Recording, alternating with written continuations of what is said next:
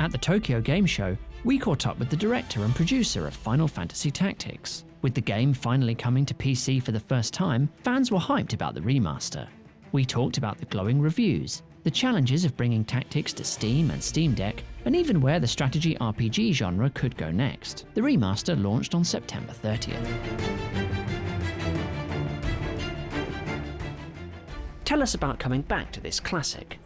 Hi, my name is Mr. Shoichi Matsuzawa, and I am the producer on Final Fantasy Tactics: The Evilist Chronicles. My name is Mr. Maihiro. I am the director of Final Fantasy Tactics: The Evilist Chronicles. You know, when the original was in development, I had just joined Square Enix, the company, so, you know, I was fresh onto the team and just kind of get, you know, an idea of what I was doing. But now it's been 28 years, and I am the director on The Evilist Chronicles now, so it actually brings me a lot of joy to be able to come back and do this project in that position. It's been years since Tactics first launched, and now it's back. Reviews have been really positive already. Was there anything in the reactions that surprised you?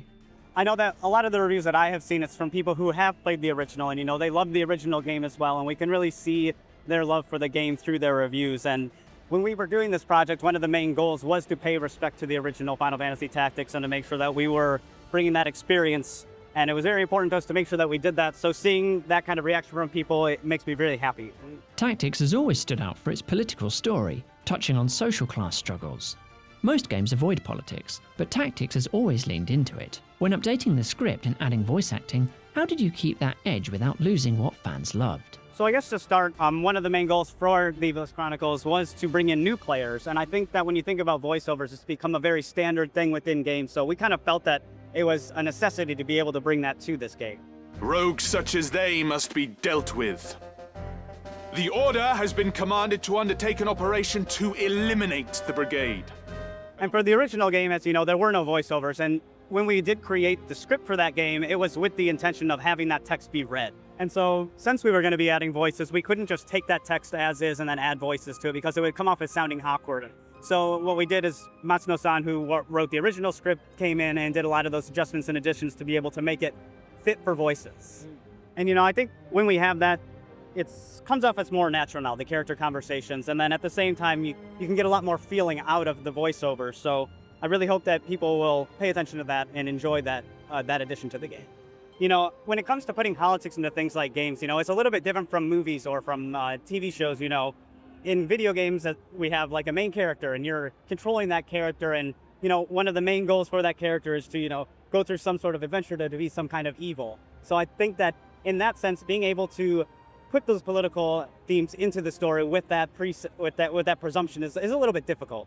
But with Final Fantasy Tactics, we don't only have those political themes that have been put into the game very, very well, but we also have the fantasy elements of it. And then on top of that, we also have, you know, crystals and things that bring it into the Final Fantasy series. So I really think it's amazing that Matsuno-san was able to incorporate all of those different elements into a single game like this so well. And, you know, I think with the Evilist Chronicles, and I myself had a chance to play through it again, of course, but I think the story really does resonate even now. And, you know, it's not just the political themes that are in there. I mean, obviously that does, considering the way things are now, but it's even goes down to like the characters, the individual characters, you know, their feelings, the decisions they've had to make. I think those things as well really will resonate with people. So my hope is that new players will be able to play this game and really see what we've done with it in that regard. Mayhap a beating would loosen your tongue. This is the first time Tactics is on PC, something fans have been waiting for. Since you didn't have the original source code, what were the biggest challenges in adapting it for PC features like mouse and keyboard? So I guess just to start, when it comes to development, like now, like the base app we can use, and you share that between the different consoles. So I mean, we can start with the development on the PlayStation, but, you know, when we come over and do the PC, it's not too much of a hurdle to bring it to that additional console. But, you know, this was originally a game that was meant for consoles, so it was meant for playing with the gamepad. So it was quite a challenge for us to be able to put in that keyboard and mouse functionality. So we actually had to develop two separate interfaces, one for the controller and then one for the mouse and keyboard. And for the one with the mouse and keyboard, the director, Mr. Maihiro here, and then the art director, Minagawa-san, you know, they made a lot of different tweaks to be able to make it work well on the platform. And I myself play a lot of games on PC as well, so when it did come to things like this, I was very particular in making sure we got it right. Tactics is a turn-based strategy RPG, so you might be playing it for a while, you'll spend a lot of time with your hands on the mouse and keyboard. So one of the things that I wanted to make sure was that people wouldn't get tired from playing for extended periods of time. So when it came to that, it was a lot of discussions within the team of what kind of good shortcuts could we have, what kind of ways can we make the mouse easier to use. So we went through a lot of different iterations and discussions together to make that happen. And then also we did look at a lot of different strategy RPGs and RTS games as well. So we would look at what kind of controls are they using, what's the standard that people have, or what are people comfortable with, and then we kind of use that as a base to make what we have. Mahito-san was very particular with certain things, even down to like the speed of the scrolling. He would tell me that, oh, the scrolls are just a little bit off here, and I was telling him, we don't have time for this, the schedule does not allow for more adjustments. So I don't want to name any specific titles, but there were definitely some. I have played older strategy games, I have played all the way up through like more of the recent ones, and we definitely were able to pinpoint a couple of things that we felt would work really well with Final Fantasy Tactics. And you know, I think we have to think of different regions as well, like Japan would have its own interface as well that would work well for that, so we had to kind of think of how to make it global as well. Square Enix has been making games Steam Deck verified. Was Steam Deck support a priority for Tactics too? Yes, we did put a focus on making sure that we could have the Steam Deck be a supported platform as well, and we did a lot of things to make sure that it would work well. For this game, it's actually not verified, it's at the playable status, and actually one of the reasons for that is because of the font size. But at the same time, the amount of information that is on the screen for Final Fantasy Tactics, it was kind of a thing that we thought, well, we can't really do much about this. We kind of just have to leave it that way because we need that information. Yeah. But it's not that you can't actually read the text. We made sure that there wasn't any, detriment to the gameplay as a result of that. Remastering a game without all the source code can feel like digital archaeology, almost like ROM hacking. Did it feel like that for you? Any fun or surprising discoveries whilst digging through the old code? So what we did was, we obviously didn't have the source code for the original game, so we would take what version of the game we did have available, and we would analyze that source code, and then using that analysis, we would rebuild it from the ground up.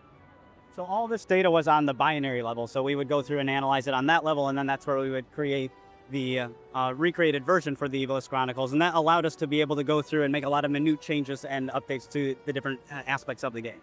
When working with the files you did have, did you find any funny or nostalgic developer comments in the code that stood out? So I don't think there's anything in particular that I can bring up specifically for this interview, but we did see a lot of comments from the staff within there, and it kind of did give us an idea of probably how that team worked at the time and kind of the way that they went back and forth in communicating with each other. But, for the PlayStation, and this was the first title that I worked on for the PlayStation, but been looking through that and analyzing that code, I could see what the engineers kind of had to go through there. I could see the challenges that they had at the time. So I guess I can bring one thing up in specific to the video effects and the sound effects of the game. So we were looking through the different War of the Lions code. We noticed that they had mentioned that those original files didn't exist. So when they were creating War of the Lions and they had the original version, they weren't able to pull that data directly from the original version. So it was actually a similar problem to what we ended up having for this. And then another thing was that the team at the time was really striving to get that 60 frames per second when in the game. And so we saw a lot of different comments about what they were doing to be able to try and achieve that. So at the end of the day, it really became, it was like something that we could use as a reference from when we were trying to do the same thing. You've mentioned interest in Tactics Advance and A2 before. If this remaster does well, what challenges would come from bringing those games back? And is there anything you'd love to expand on if you got the chance?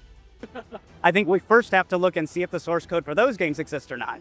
And then the second one is that the director of Final Fantasy Tactics Advance was Mr. Murasawa, who works in the same department as us, but I think the other challenge or thing we would have to do first is make sure that he was willing to take on the challenge to be able to be a part of it.